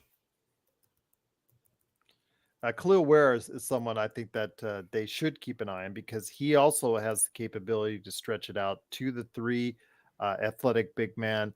Although I'm not sure he has starter potential. I think he's going to be more of a high minute level rotation player. Filipowski is going to be hopefully available somewhere in there as well. He's going to give you some at 7 foot, 230, be a big body as well. Isaiah Collier, who is once the number one projected at one time going into the college basketball season, he will probably be in that area. So there will be some names there, Joe. Whether or not it's talent that translates into the NBA, that's a different story. But at least there'll be some names in the mix when the Lakers, if they keep their pick at number 17. There's going to be some centers available for sure. Is Khalil Ware going to be more of a Tyson Chandler or a Willie Cauley-Stein? He might be able to stretch it out. That's the level. That's the level for him. If he doesn't hit, he's Willie. If he hits, he's a Tyson Chandler.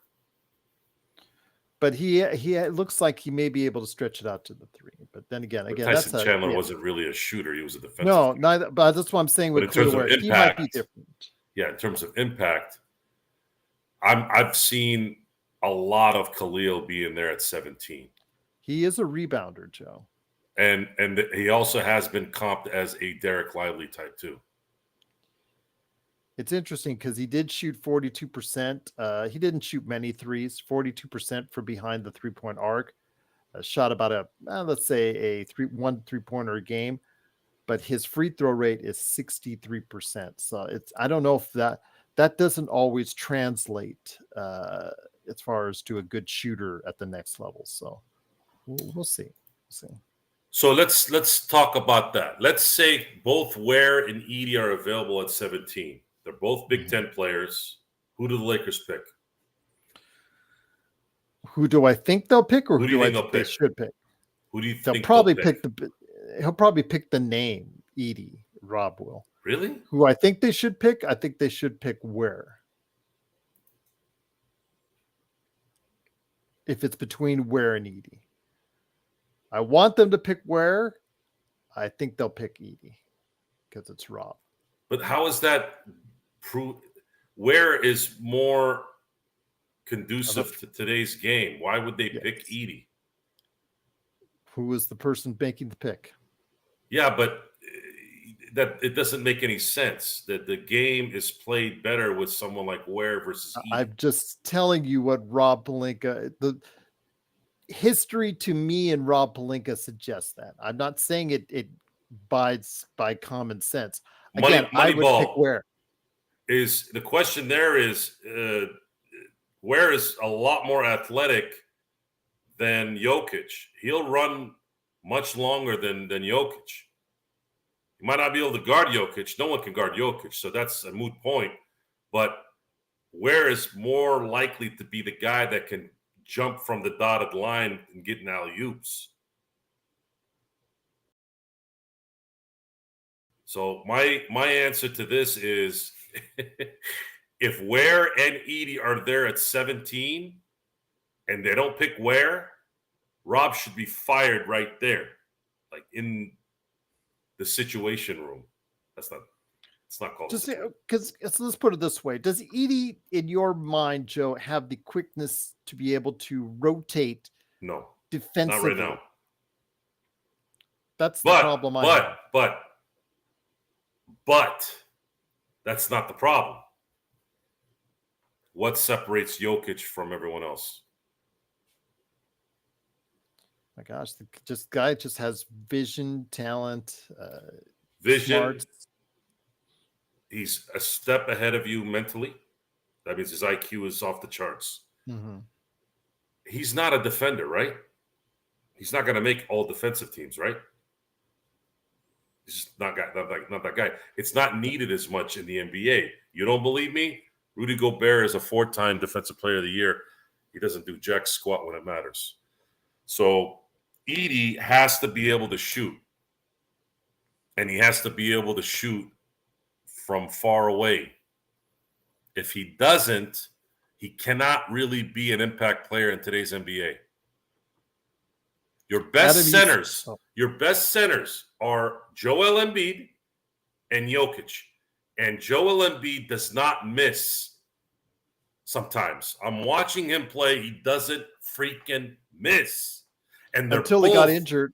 And they're both, well, that's what it is. Injuries is what it is. It's the only thing well, I was going to say, until he got injured. And they don't miss free throws. Well, let me just say this, Joe. Until he got injured, he was at a efficiency level that was above Wilt Chamberlain. Yes. Embiid was. Because he doesn't miss. He is efficient to all get up. When he stops shooting threes, when he goes into three happy, that's a different story. But when he goes down low, he is virtually unstoppable. He's unstoppable.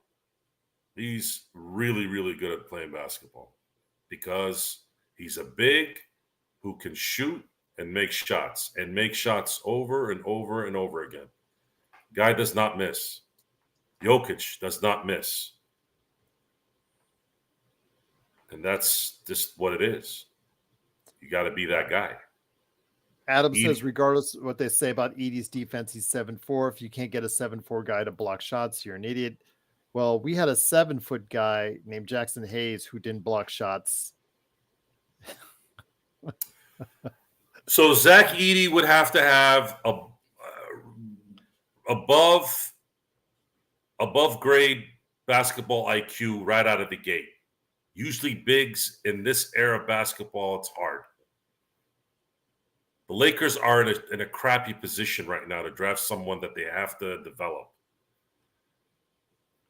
to be a guy that could be valuable. I don't know. I said Embiid doesn't miss. Down low. When he gets happy and he feels like he's going to be shooting the threes, that's different. BD, what's up on Twitch? How you doing, my friend? Good to have you here. Looks like you're a big supporter of JJ Redick. He'll be announced officially as the Lakers coach tomorrow at press conference. Just to let everyone know. So we'll hear a lot what JJ has to say going forward. Maybe again they'll start talking about the assistant coaching staff as well. Okay, Hayes is 6'11". Sorry, rounded up. Let's go 7 feet. So let's just say that. But Jackson Hayes is a rim defender who doesn't defend the rim, and I'll just leave it at that. But yeah, Zach Edey, Donovan Clingan, these guys should be effective down low, rebounding and blocking shots and protecting the rim. If they're not, then they may not have a place for long in the league, and I'll just leave it at that. So we'll see. But I do like or prefer Khalil Ware at that spot over Zach Edey personally. But again, you really pulled a 6'11" from a 7-foot thing, guys. Really? Yeah, that's.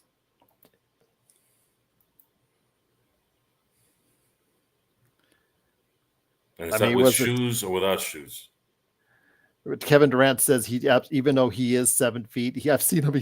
He stands next to guys that are. Kevin Garnett says he's 6'14".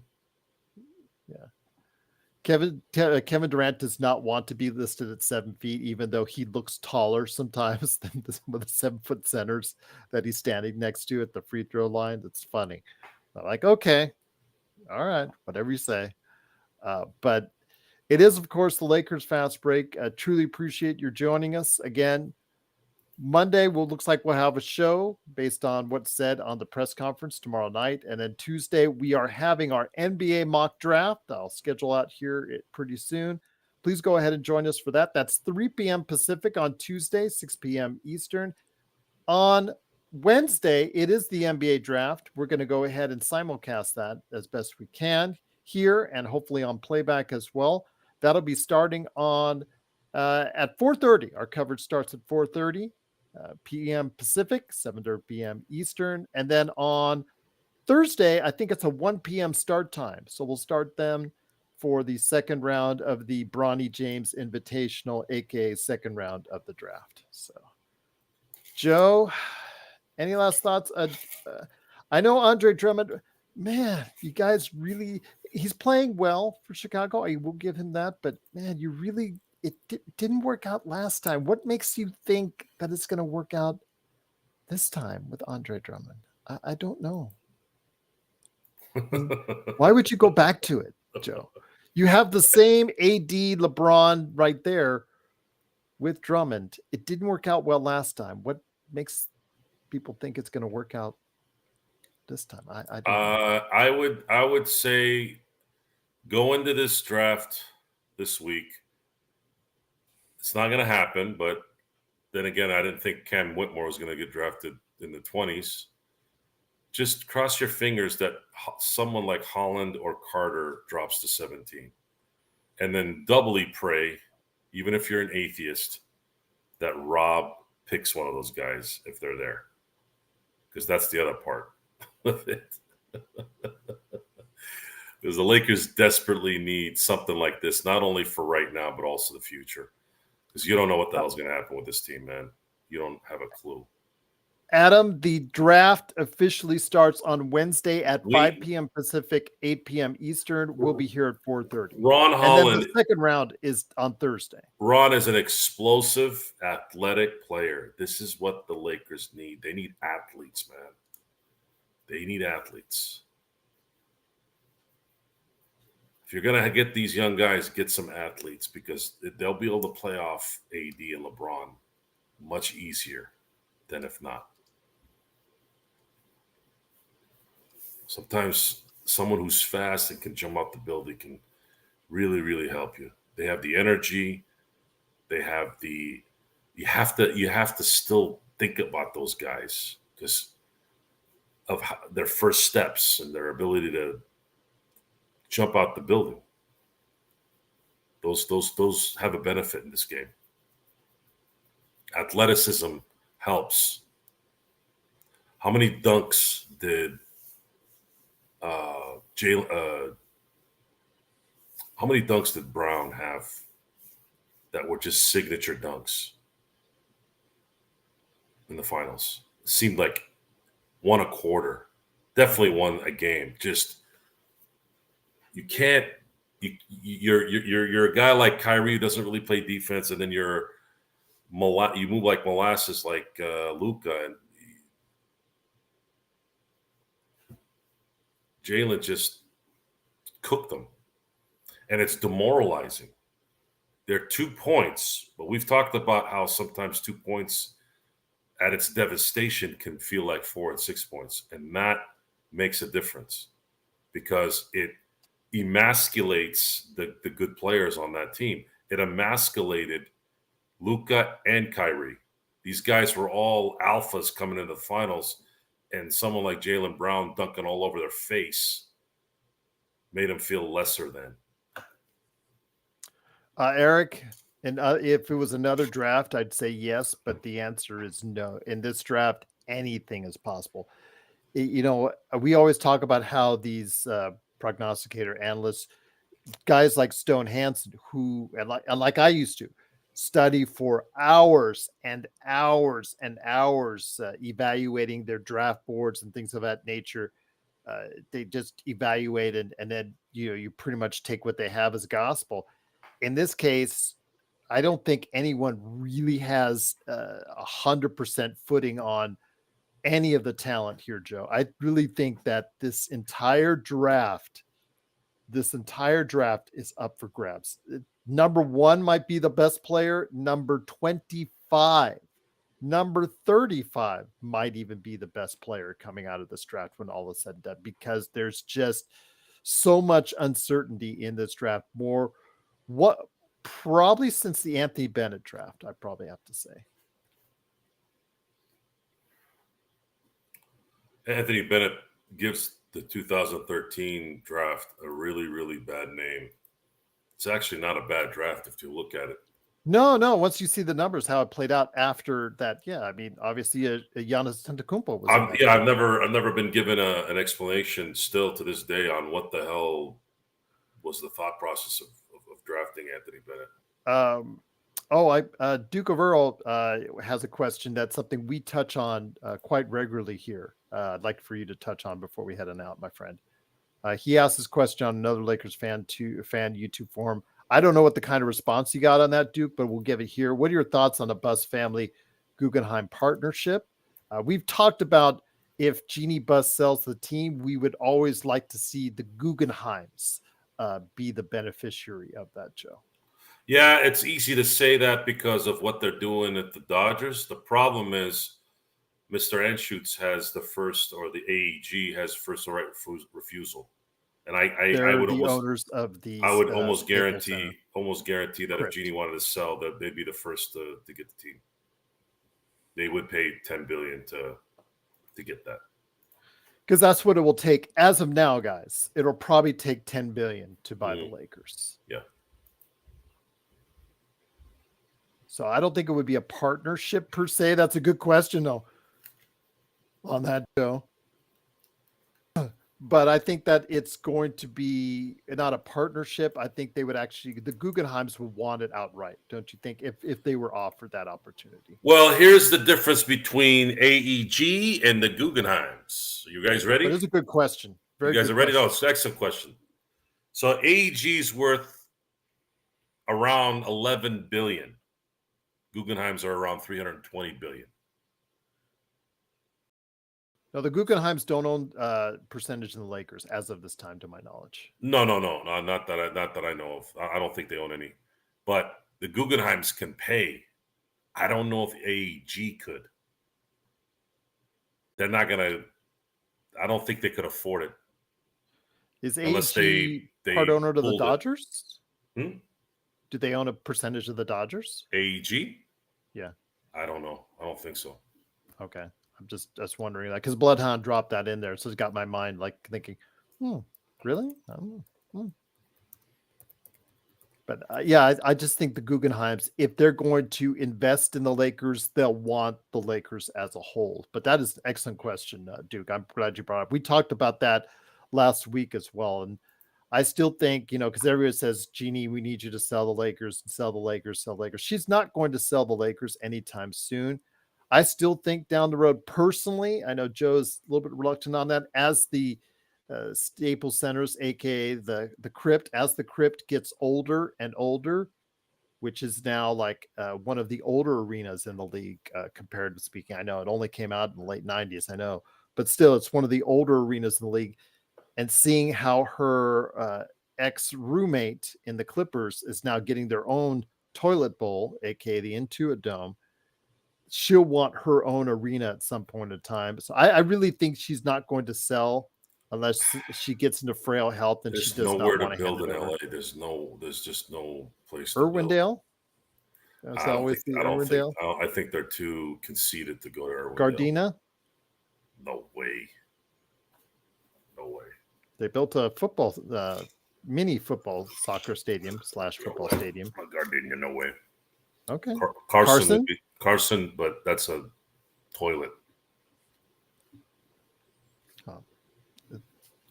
In Inglewood is, as much as it's my place of birth, it's it's pretty much one stretch of area that people care about. Fortunately, the rest of the city is. I honestly would say that if they were to sell, AEG would be would have first dibs, but I don't think they can afford it based off some of the numbers I just read.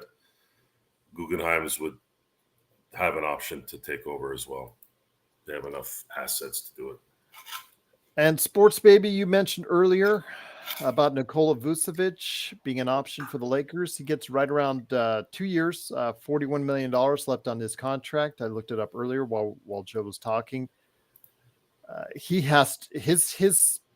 He's one Chicago may be interested in moving as well because he did have a down year. He is a little bit of an older center. I think he's 33, 34. He's also getting in those middle 30 years. Your thoughts on Nikola Vucevic? I don't think he can't stretch it. They wouldn't be able to afford him, but Valanciunas is an option for the MLE. Okay. And if there's a chance that he could come, then you have to be careful who you draft at 17. Even more, because you don't want to draft someone like Edie and then his Subscriber, comp is huh? Cool. the same guy. But thank you, Duke, for subscribing. Truly appreciated. If you have not yet subscribed yet, please do so. Duke Got a lot of good stuff coming on the way. Duke of Earl. Yes. You're the Duke of Sin Blades, Joe. There you go. I'm more the king of Yeah, I knew you were going to say that. As soon as I said it, I'm like, I know he's going to say king. Moneyball says Adam Hurley, but I'm going to take Reeves. I'm just going to say, well, yeah, the Reeves comment on the genius, I think still kind of, I think he's placating, he's being very nice. I don't know if Reeves stays, because Reeves, if you really want to go fishing for a third player, so to speak, Joe, a Zach LaVine, a Trae Young, or whatever big name that fancies you, I think Austin Reeves has to be the name that you go ahead and put in there if you're the Lakers. The depth. I know. I didn't say I liked it. I'm just saying that if they do, the depth and the continuity plays a huge factor here. You have to be careful. That's just as important as acquiring the right talent as well. You know, the Lakers often go star hunting. It's cost them in the past. Yeah, there's no stars in this offseason, sorry. Or big name hunting. How about that? They're not going to go get Jimmy Butler. They can't afford him. He's probably done anyways a little bit. Who else? Paul George. Can't afford to pay Paul George. Are you going to go get James Harden? He's washed. Who else do you got? Again, the trades out there that could be made. Trae Young, Murray, LaVine, those names have all been bandied about in the past few days. Oh, this Trae Young is intriguing because I do believe that he would play really well with Anthony Davis. Their games would complement each other. Do you need to build a better defense around him, though, than what Atlanta did? Sure. Wait a minute. Why are you saying Pale? Why are you saying rest in peace Hornacek? I think maybe he's talking about his career. Hornacek was a baller. Yeah, he's talking about his career as a coach. I don't know. But getting back to what we're talking about here, we'll finish it up here because about 7 minutes left. Sorry, that threw me off. I thought he died. Yeah, like what? I want to say this again. The next few days, 2 weeks, really is going to be very important for Mark, the Lakers. Yes, sorry, Gerald, I didn't mean to interrupt. No. They're I don't know if they're still around. Is LA Gear still around? That's a good question. That was Karl Malone's stuff.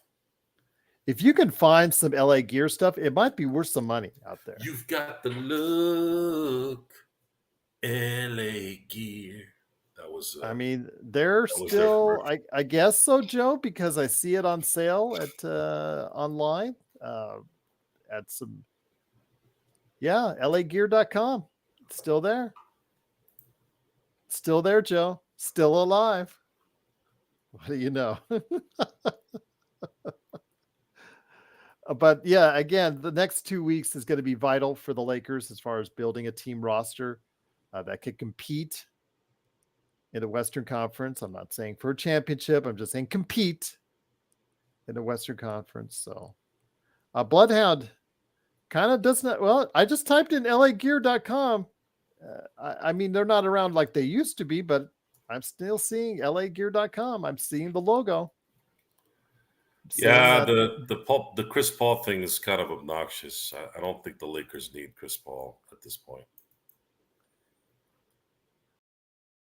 Chris Paul needs to retire. Yeah, he's about ready to probably get waived by Golden State, who probably will pass on his final year. It does sound like Golden State's finally going to let their pieces go. Finally, should have done it to Draymond last year, but Clay looks like he's going to be an ex-Warrior in about 2 weeks, not less. It's LA gear. It's still there. They showed some dude right now playing pickleball and with some LA gear shoes. Fastest growing sport right now in America, isn't it? Yeah, you were correct. Oh, that's nice, sports baby. I'd love to. Yeah, give me a shout out, man. I'd love to meet you. It'd be my honor. Absolutely. Xbox says I'm wearing LA gear socks. Huh. LA gear still has a pulse. Still has a pulse. Pale Fox says we could get CP3 Jr. with the Bronny as a backcourt. Your thoughts on that, Joe? No comment. As a backup on the minimum, if you trade away Gabe Vincent or JHS, would you tolerate that, CP3? Yeah. Okay. So as a minimum, I can't say. Mid-level, if you could get DeMar DeRozan, could you tolerate that? Oh, yeah. Oh, absolutely. Okay. I think DeMar would be exactly what the Lakers need. They got someone reliable that could come off the bench, could start, but you have to bring back everyone. It's got to be DeMar.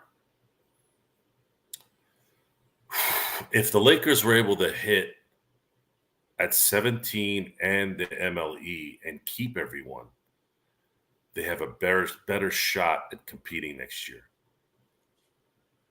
Is that too hard? Is that hard to ask?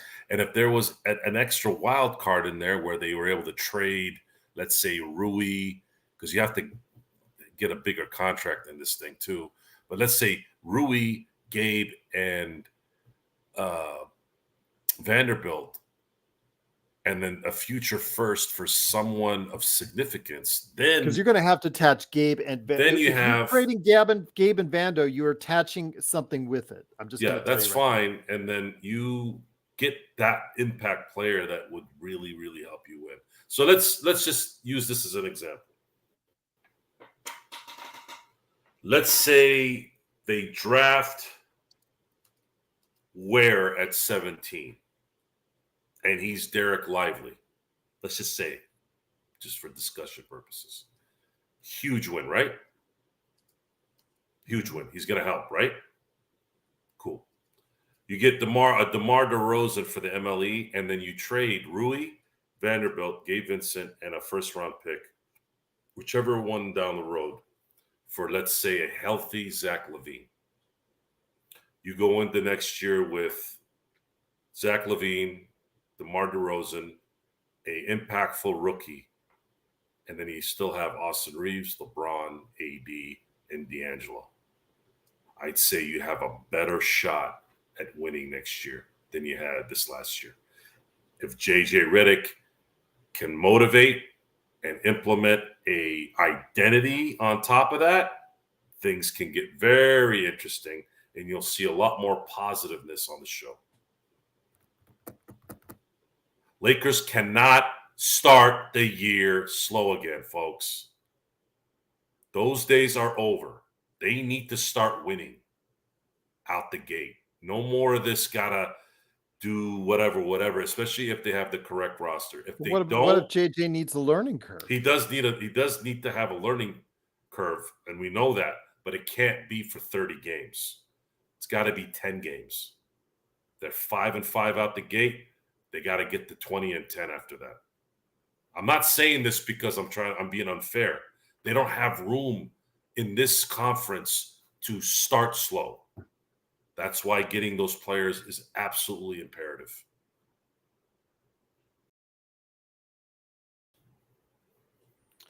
We'll see. But once again, I'm not going to dog on if I see semblance of things being put together. We're going to probably have to deal with it, but it's not about that. It's about this team cannot afford to be behind again and have to catch up after the deadline They go 15-8 again, only to just get into the damn playoffs barely. That cannot happen. They have to have a playoff spot, and they have to be at least in the top 5 if they have any chance of going all the way. And it's already going to be really, really tough to do that. But we will find out. But we've been here 2 hours, and we cannot thank you enough for supporting us. Truly appreciate it. Once again, it is Joe Soro. He will be intermittently here with us over the course of the next week, 10 days or so, because he's going to be very busy.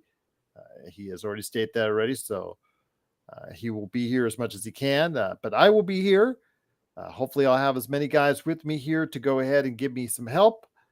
As far as the NBA mock draft on Tuesday, our regular draft on Wednesday, the NBA draft live on Wednesday at 5 p.m. Pacific, 8 p.m. Eastern. We'll be on 30 minutes beforehand, getting you prepped and what's going on right there. And then, of course, Thursday, the second round, as I call it, the Bronny James Invitational, because I have a feeling he'll be picked there, probably at 55, much to my chagrin.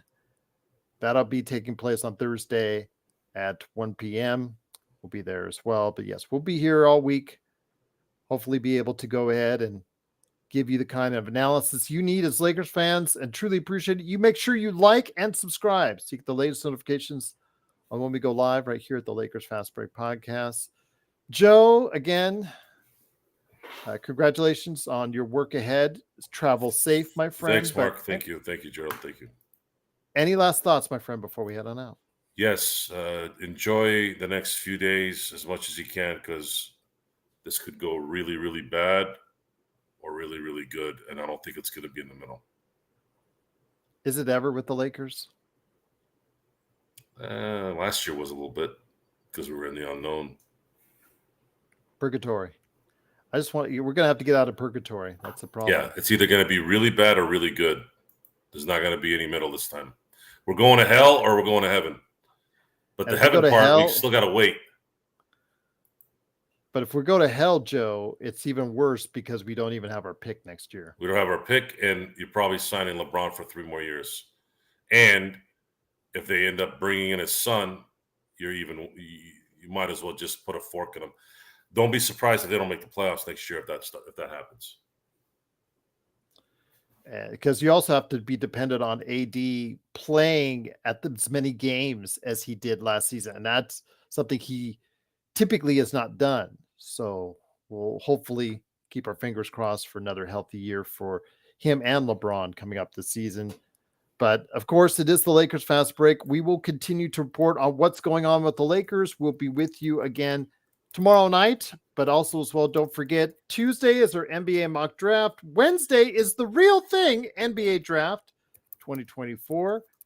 Thursday, the second round draft, aka the Bronny James Invitational. Friday, we'll be back with some follow-up, getting you prepared also as well for free agency coming this time next week, because players on the 30th have to go ahead and let everyone know whether or not they're getting out of their contract and becoming a free agent. So we will also get going with the speculation on exactly where everyone goes, and free agency will start shortly thereafter. So yeah, absolutely. We'll be here live for that as well. So we will be with you as much as we can, bringing it to you as only we can right here at the Lakers Fast Break Podcast. Have a great evening, everyone.